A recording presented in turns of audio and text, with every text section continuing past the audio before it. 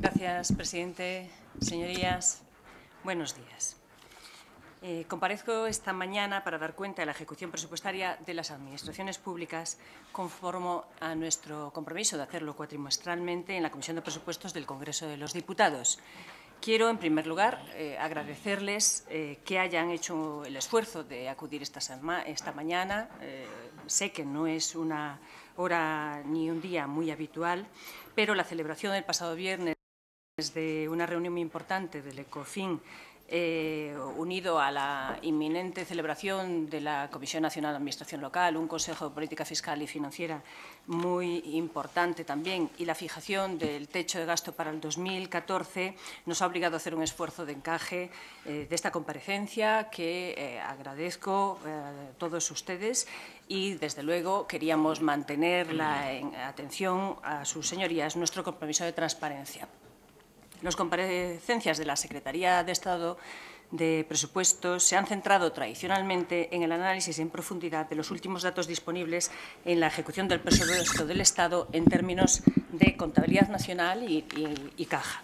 No obstante, ya les adelanté en mi comparecencia anterior el profundo avance que este Gobierno ha introducido en materia de transparencia de las cuentas públicas, que alcanza ahora no solo a la ejecución del presupuesto del Estado, sino a la ejecución de todas las administraciones públicas.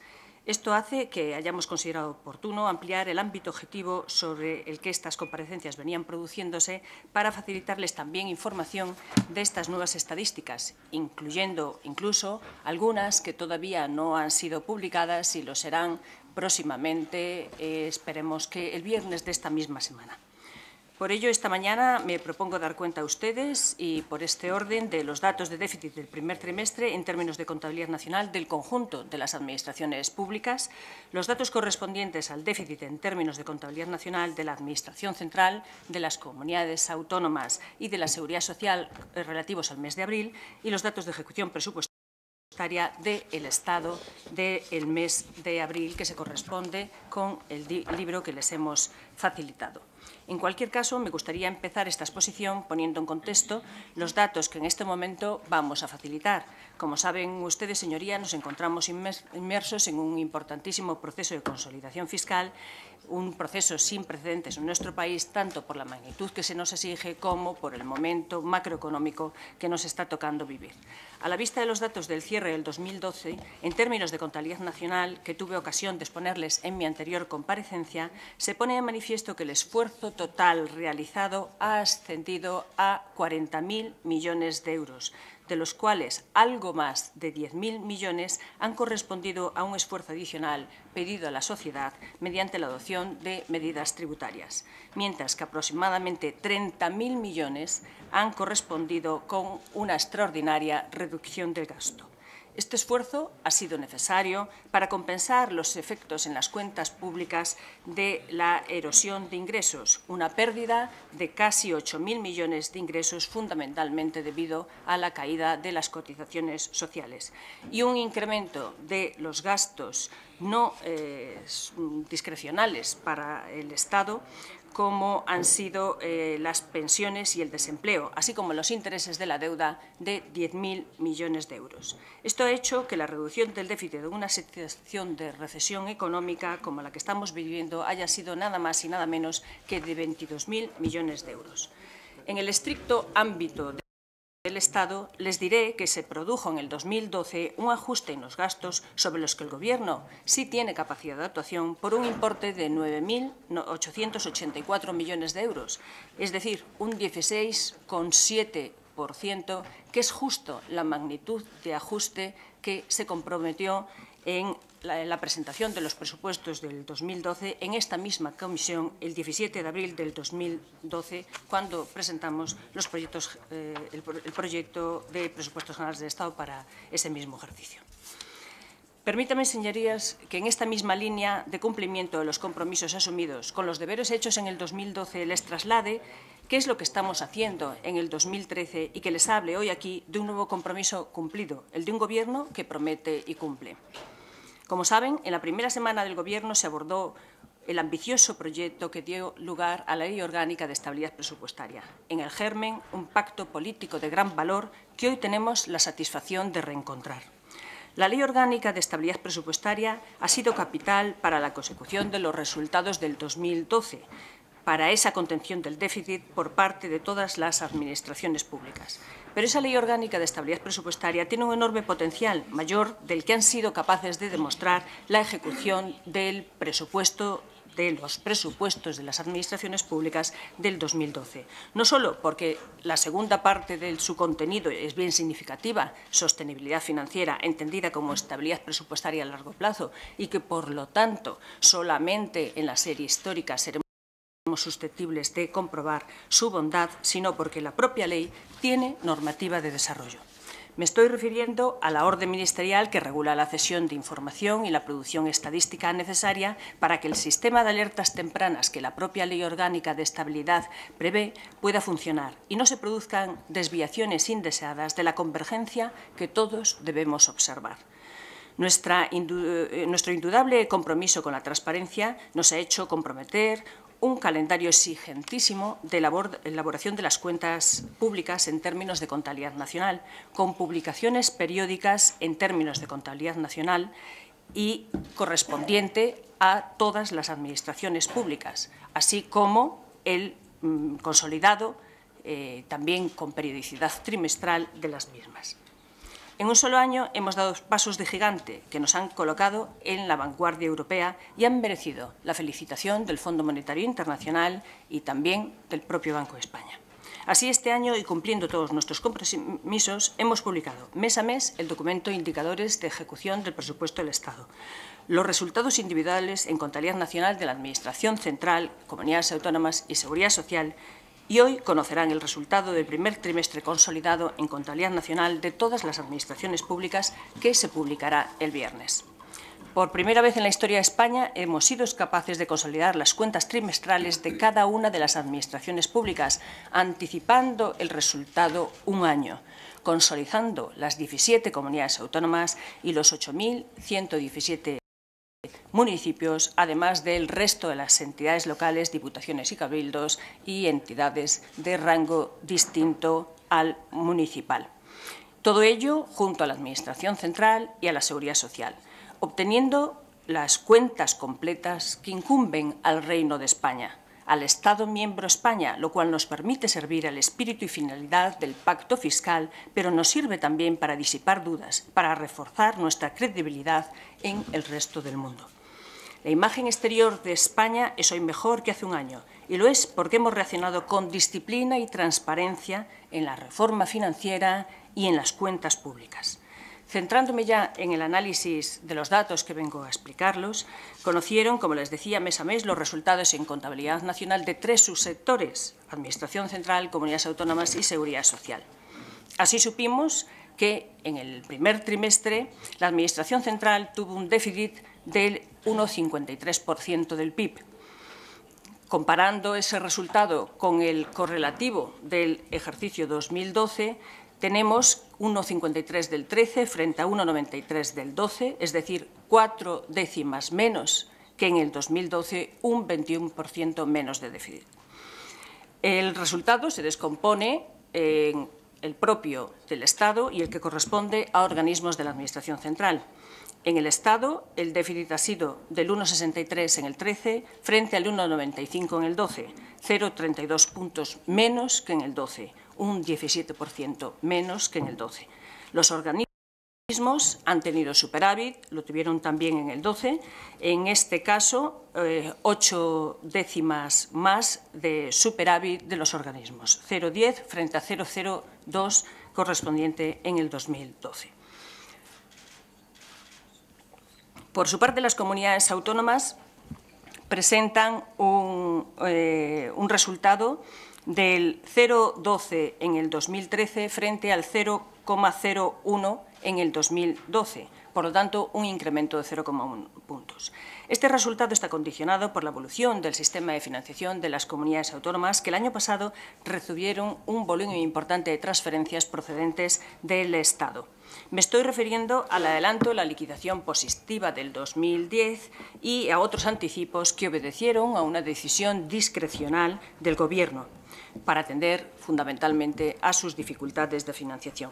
Y aun cuando eran debidos, su devengo correspondía naturalmente a ejercicios posteriores a los del primer trimestre, bien en julio, la liquidación positiva del 2010, bien en el segundo semestre del año respecto a los anticipos solicitados por algunas comunidades autónomas. Si eliminamos el efecto de las transferencias para comprobar el ajuste de consolidación en el déficit estructural que perseguimos, el resultado sería un déficit de 0,24% en el 2013 frente a un 0,47% en el 2012, es decir, justo la mitad. Respecto a la Administración de la Seguridad Social, el resultado es de un superávit del 0,2% en el 2013 frente a un superávit del 0,4% en el 2012, 2 décimas menos de superávit. Este resultado se debe a la caída del superávit correspondiente a la Seguridad Social, permaneciendo, sin embargo, estables tanto el Servicio Público de Empleo Estatal como el FOGASA. Y las razones son fundamentalmente la caída de las cotizaciones sociales del primer trimestre, un 2,3%, por reducción del número de afiliados en el primer trimestre, y un incremento de las pensiones de un 5,3% respecto al 2012, en particular las pensiones contributivas. Estos peores resultados se compensan, sin embargo, porque ha habido un mayor volumen de transferencias del Estado, por importe cercano a 5.000 millones.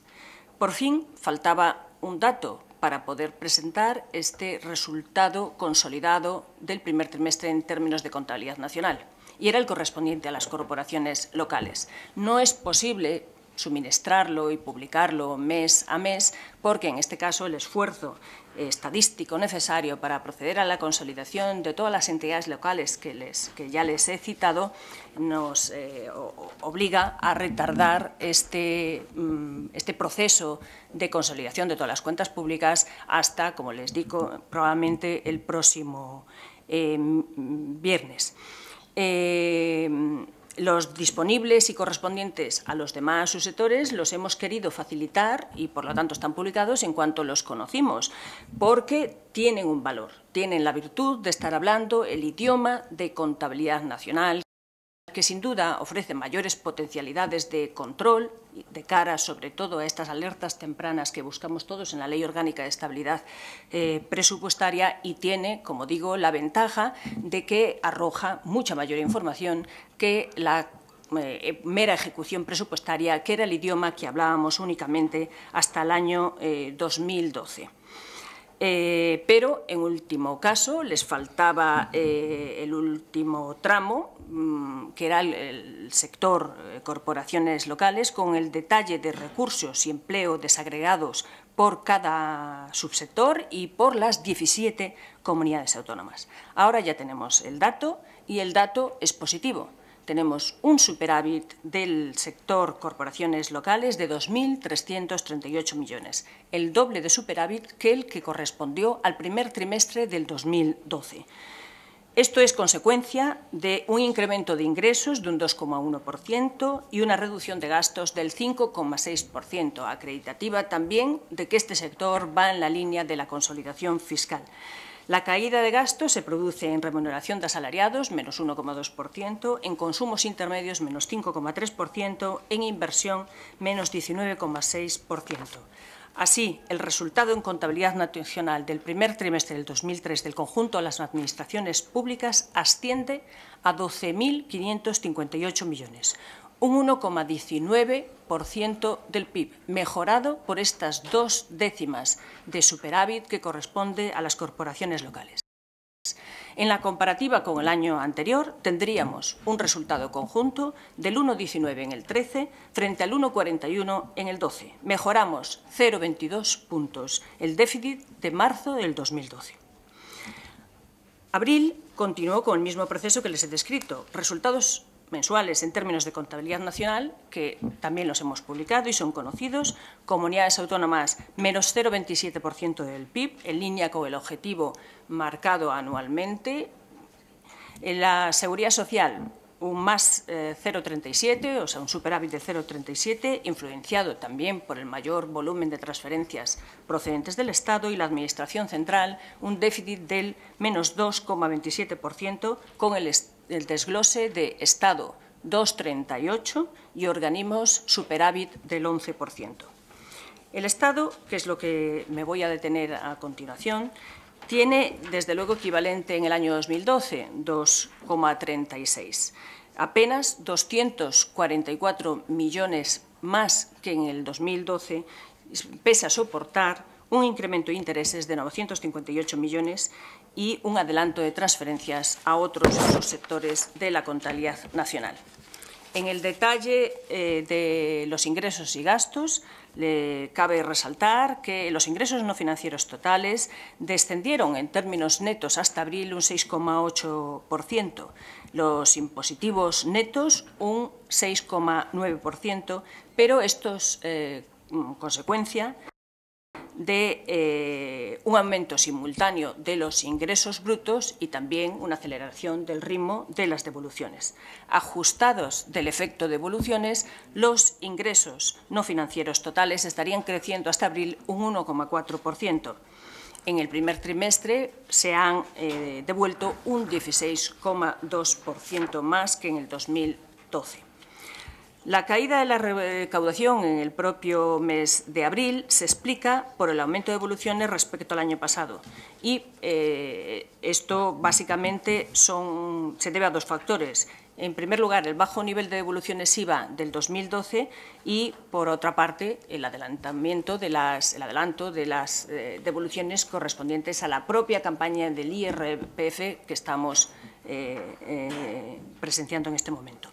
La evolución de los ingresos brutos en este mes se debe a que en las retenciones de trabajos hay una caída que se arrastra desde el mes de enero del 2013, consecuencia fundamentalmente de los efectos que produjo la supresión de la paga extraordinaria de los funcionarios. Limitado el análisis al sector privado, se sigue apreciando una ligera mejoría gracias a la menor caída de las pymes. La subida de tipos hace que el IVA crezcan los ingresos tanto en grandes empresas como en pymes, pese al adelanto bajista que ha tenido la celebración de la Semana Santa en marzo. En los pagos fraccionados del impuesto sobre sociedades se ha producido un aumento del 25,1% y las bases imponibles, pese a tener una caída, han sido compensadas con el impacto de las medidas normativas adoptadas que en conjunto ascienden a 6.491 millones de euros.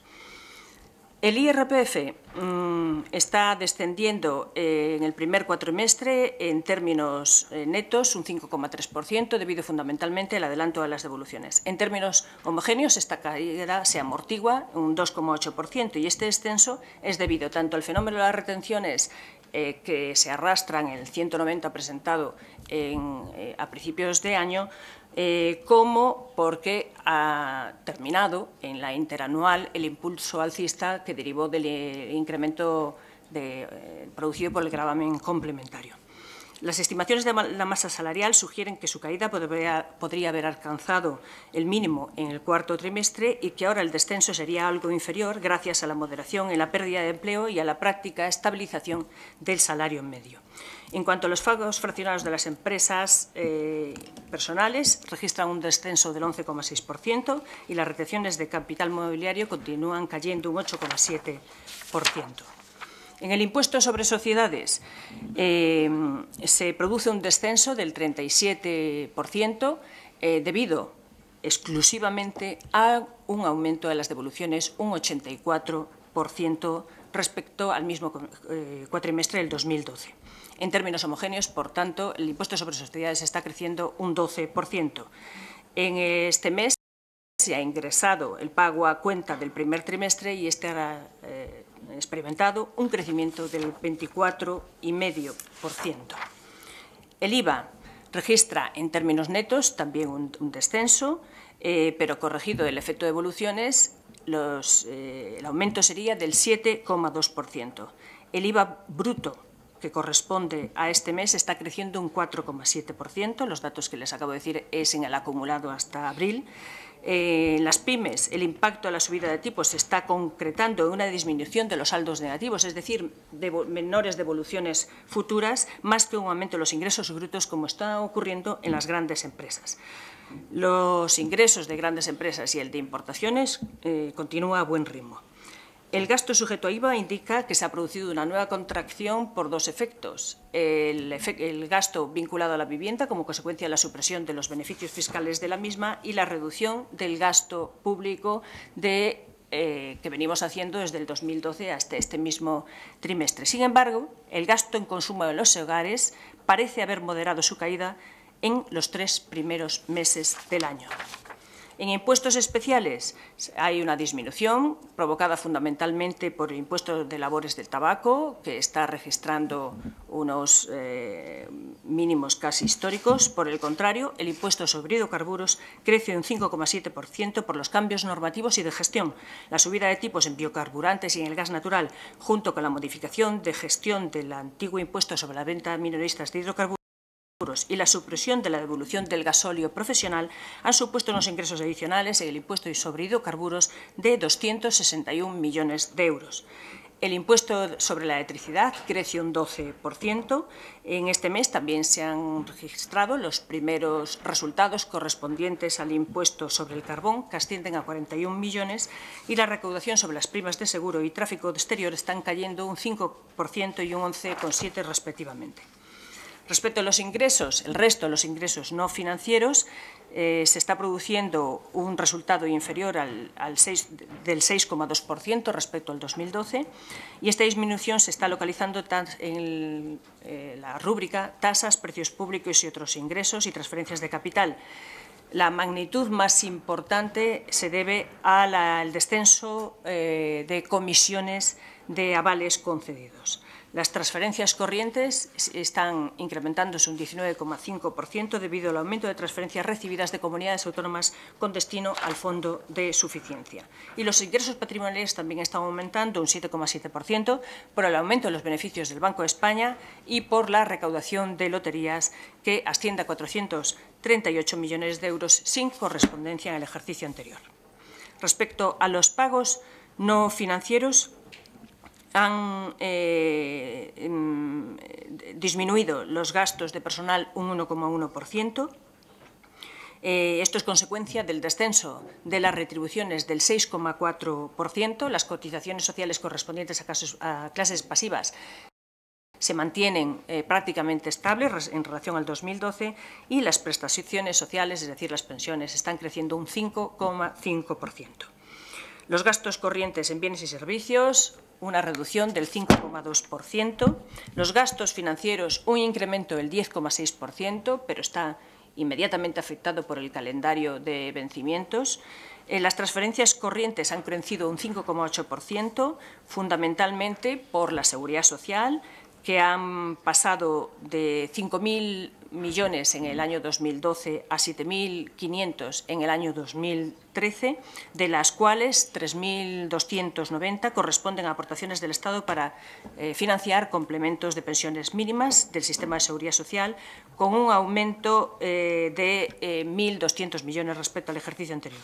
Las transferencias al Inserso para gastos en dependencia han aumentado en 1.305 millones, las transferencias a organismos autónomos han aumentado un 44,2%, cifra o porcentaje en el que destaca las transferencias al Servicio Público de Empleo Estatal. Las transferencias a las comunidades autónomas han descendido un 38,7% como consecuencia de los menores anticipos a los que hacía referencia. Las inversiones reales han aumentado un 4,3%, pero básicamente es un efecto que deriva de la cancelación de obligaciones de ejercicios anteriores, y las transferencias de capital han aumentado un 9,8% por el aumento básicamente de transferencias a ADIF. Este hecho se justifica porque en el 2013 ADIF asume la infraestructura de FEBE, así como las inversiones de mejora y mantenimiento y administración de las infraestructuras procedentes de la red de titularidad del Estado. Este cambio ha supuesto que las dotaciones iniciales por transferencias de capital han pasado de 51 millones en el 2012 a 756 millones en el 2013.